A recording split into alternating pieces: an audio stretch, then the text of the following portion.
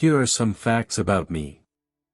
At the age of 11, I lost my example and support, my father. Complete collapse of my business, I lost everything. I raised other people's children, but I always dreamed of my own. I had my own slaves. All facts are truth. I am George Washington, the first President of the United States, a leader of the Continental Army during the American Revolution, and a founding father dedicated to the ideals of liberty and national unity. I am ashamed of some things, and some things almost destroyed me. However, it is an integral part of my life.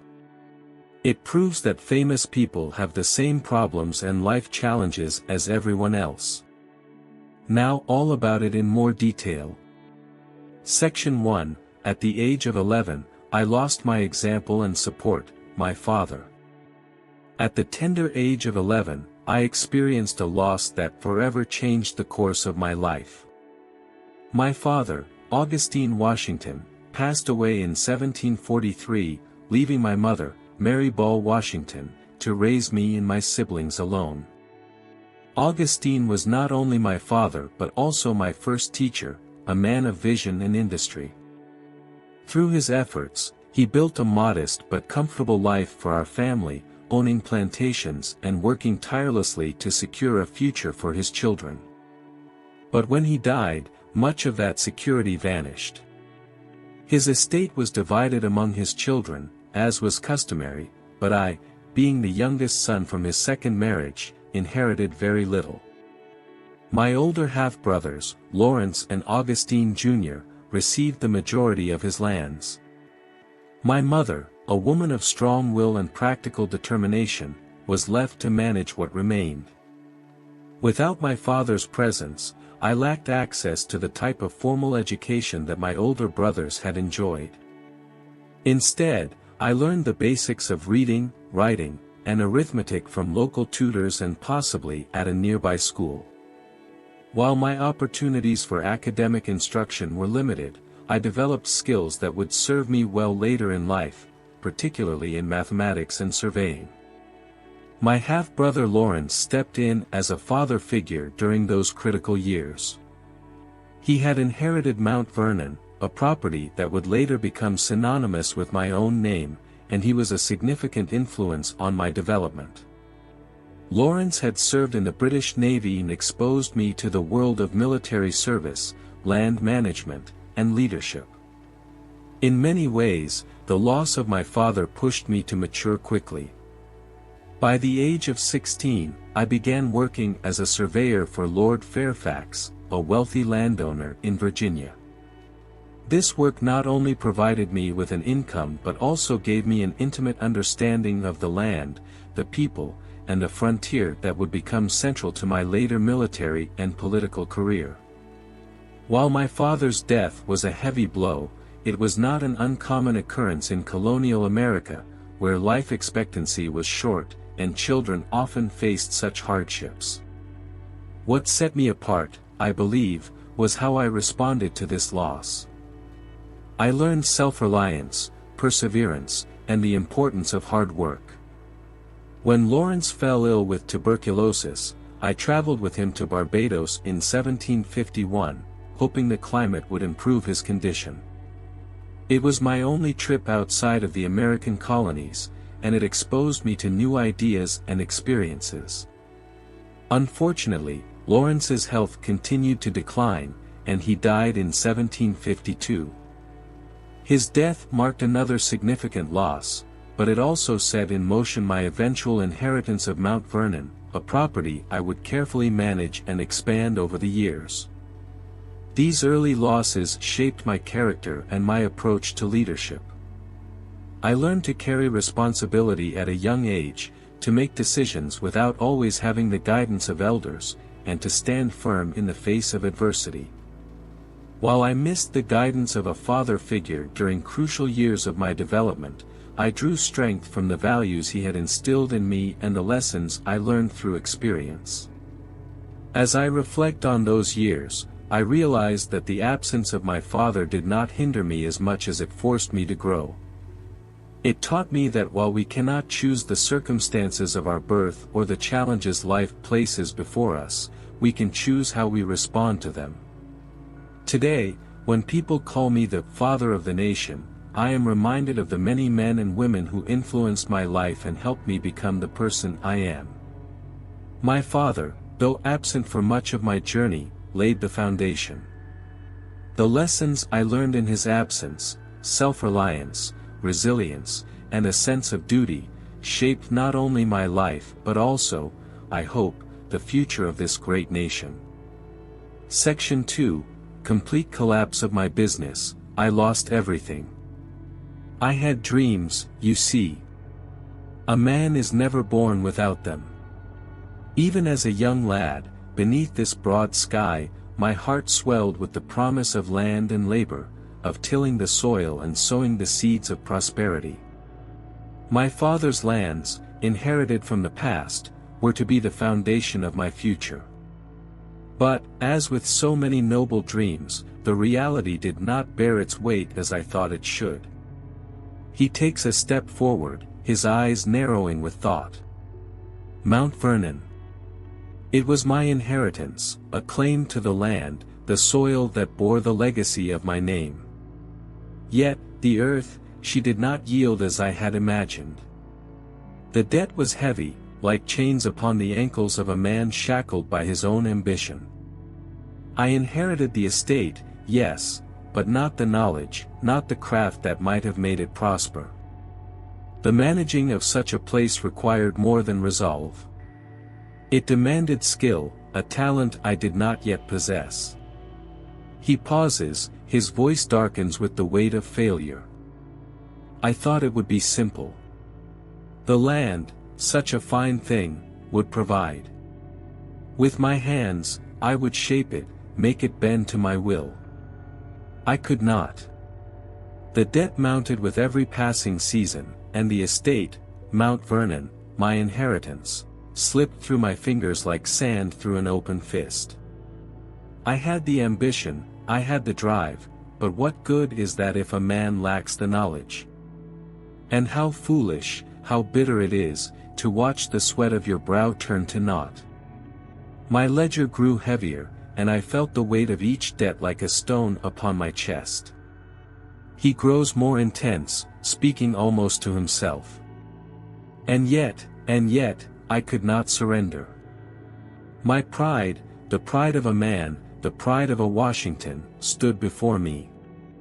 I had inherited more than land, I had inherited responsibility.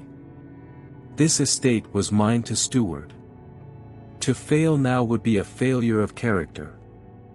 To turn away would be to admit that the very earth beneath my feet would not be tamed. His voice softens, becoming reflective. There were days when I could not look upon the fields without feeling the sting of frustration.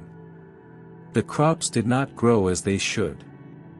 The harvests came late, and the people who worked the land were few in number and fewer in spirit. And there were times I would not speak of, when I would stare out over the fields, beneath the great, merciless sky, and wonder if I would ever find the way. He sighs deeply, stepping back slightly, as if distancing himself from the pain. I feared, in those years, that I was not fit to carry my name, that I was not fit to carry the burden of responsibility that had been thrust upon me. His tone shifts, more resolute, stronger. But then, there came a moment of clarity. It was not the land that had failed me, but my own limitations. I was not yet the man I needed to be, but I would become him. Mount Vernon, with all its debts and failures, would be the forge in which I would mold myself. A soldier, a leader, these things came later, yes, but they were born from the failures of a farmer, from the humiliation of defeat in the soil. He stands taller now, his voice rising with confidence. I learned. Oh, how I learned. And with each failure, I grew. The soil did not yield to me then, but I did not yield to it. The land taught me that it is in the soil's stubborn resistance that a man discovers his true strength. For all the debts, all the missteps, the failures, I would not be broken. And through it, I was tempered. As a blade is honed by fire, so too was I shaped by my struggles. His voice softens, a sense of finality. Mount Vernon never became what I dreamed, but it became something better. It became the ground on which I learned that a man's worth is not defined by his wealth, but by his resilience. He looks out over the audience, as though seeing the distant horizon, his gaze steady. And so, I moved on.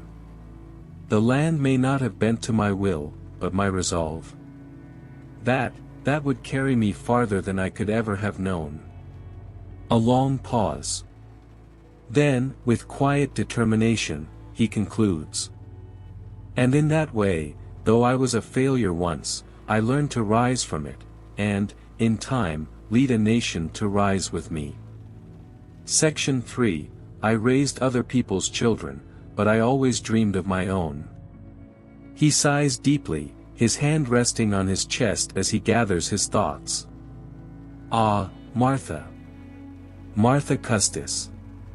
How the name stirs something within me, something both sweet and bitter. She was the light of my life, yet her light often flickered in the shadow of my duty. When we were wed, I thought I had found the woman who would stand by me through all the storms, through the triumphs and the trials of this young nation. She was strong, steadfast, and, I dare say, far wiser than many gave her credit for. But there were wounds, unseen by many, wounds that I carried in silence. His voice softens, as though revealing a buried pain. Martha was a widow before I met her. And she brought with her not just the grace of her heart, but 2 children, 2 young souls who were not mine by blood.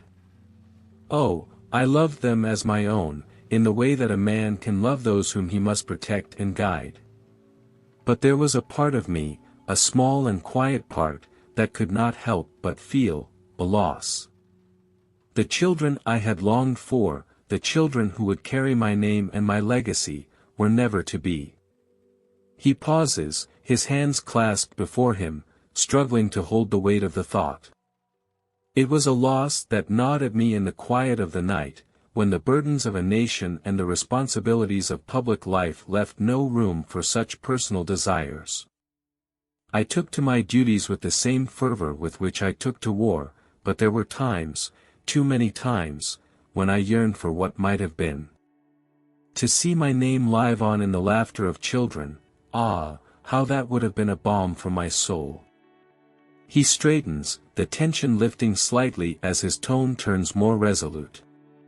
But Martha, dear Martha, was a woman of great understanding. She saw my struggles. She knew of my sacrifices, my devotion to the cause of liberty. She stood beside me, yes, as a wife, but also as a partner in the larger war of this fledgling country. And yet, even in our unity, there were times, when the pressures of the presidency, when the weight of the revolution, kept me distant from her. I could not always be the man she needed, and that is a regret I carry still. He lowers his gaze, a moment of introspection. There were days, during those long, troubled years, when I would return to Mount Vernon, only to be met with silence in the halls. I, who had led an army, commanded armies, and stood at the very heart of this new nation, could not lead my own heart to be what it ought to be. And Martha. Martha deserved more than my absences, more than my neglect. She deserved my full attention, my unwavering presence. But the weight of the world bore down upon me. A long pause. He lifts his head, voice gaining strength. And yet, despite it all, Martha never wavered. She stood by me, always. Through the battles, the burdens, and the betrayals of the world, she remained constant. She gave me her trust, her love, her unwavering support. She was my anchor when the tempest of public life threatened to drown me. His voice grows tender, almost reverent. How many nights did I lie awake, thinking of her, of how she had borne so much more than any man had the right to ask of her. How many times did I regret the moments I failed to be the man she needed me to be. A wistful smile crosses his face, though it is tinged with sorrow. Martha, she was the heart of Mount Vernon, the soul of my life. Though we did not share children of our own, the children of her first marriage became mine, and through them, I found purpose. Through them, I found a reason to press on, even when my heart felt broken by all that was demanded of me. His gaze hardens with a sense of finality, but there is warmth in his voice. We did not speak of these things, Martha and I. The burdens we bore, each carried them in silence. But I hope she knew, I hope she felt it, that I loved her more than words could ever say. Through every battle, every defeat, and every victory, I loved her. He takes a step back, as if finally releasing the weight of the past.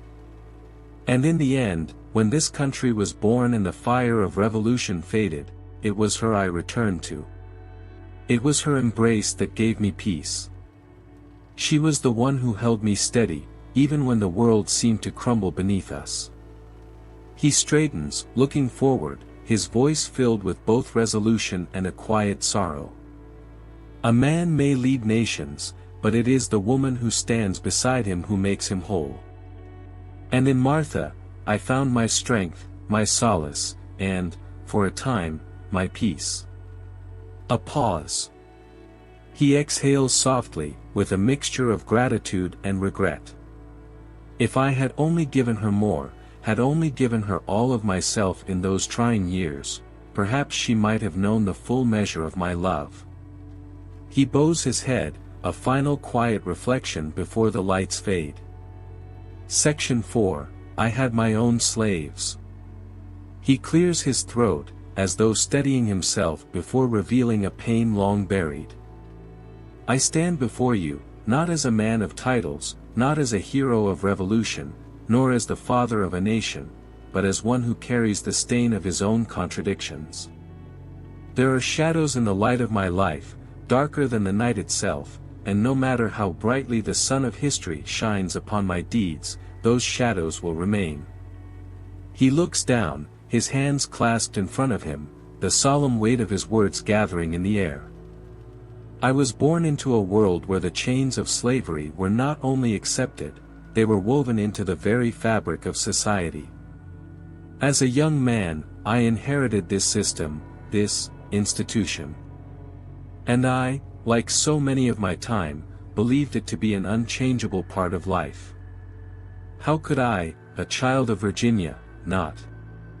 The land, the wealth, the very notion of prosperity, were tied to the labor of those who had no freedom. A deep sigh. He turns his head, as though looking to the past. At Mount Vernon, I did not see the faces of those who toiled in the fields, I saw the hands, the work, the yield. And yet, deep down, I knew something gnawed at my soul. How could I, a man who fought for liberty, for independence from tyranny, justify this injustice? His voice trembles slightly, as if acknowledging the weight of his own thoughts. In the quiet of my thoughts, I began to question. If I was a man of honor, a man of principle, how could I continue to uphold this system that so flagrantly contradicted the very ideals for which I fought? And yet, I was entangled. Caught in the grip of a past I had not created, but which I nonetheless perpetuated. He pauses, the weight of the confession heavy in the air. His eyes close as if to shut out the memories. I look back now, and I wonder, how many could have been free, had I acted sooner, had I seen the truth in my heart instead of the convenience of my station? How many lives were shaped by my inaction? How many dreams were crushed beneath the weight of my silence? He opens his eyes, a sharp look of regret in his gaze. And yet, there were moments of clarity. Moments. As the years passed, as my understanding of liberty deepened, I could not escape the realization of the wrongs I had done. I made provisions, yes. I made the decision to free those who served me upon my death. But was it enough? Was that true atonement?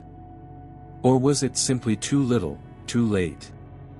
His voice falters, then hardens, as he speaks of the measures he took. I will not claim that my actions were noble, no, they were pragmatic, born of my awareness of a changing world. Yet I did what I could in the end. But the truth remains, and I cannot shy from it, I was part of a system of unimaginable cruelty. And no amount of declarations, no amount of good intentions, can erase the reality of that involvement. My hands were stained, not with the blood of battle, but with the sweat and tears of the enslaved. His eyes look out into the distance, as if seeking some redemption beyond his reach. I fought for liberty. I fought for freedom. I declared all men to be equal. And yet, in my own life, I denied that very truth. How can one who held such ideals, who dreamt of a nation built on the freedoms of its people, how can he also be the master of those whose liberty was stolen from them? His voice breaks, softer now, filled with remorse.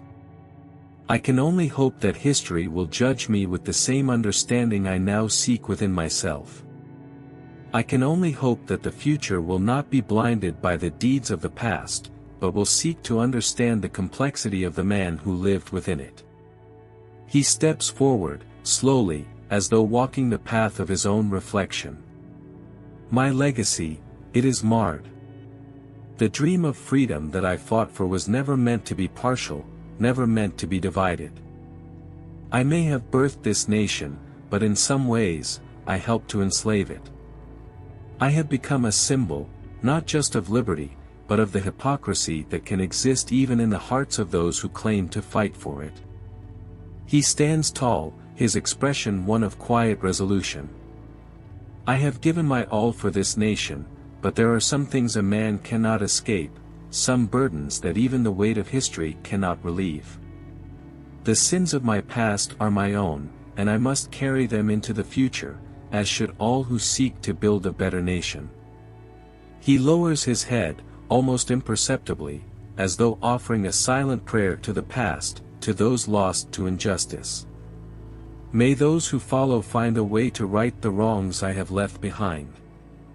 The lights dim as his figure recedes into shadow, the echo of his final words lingering in the air.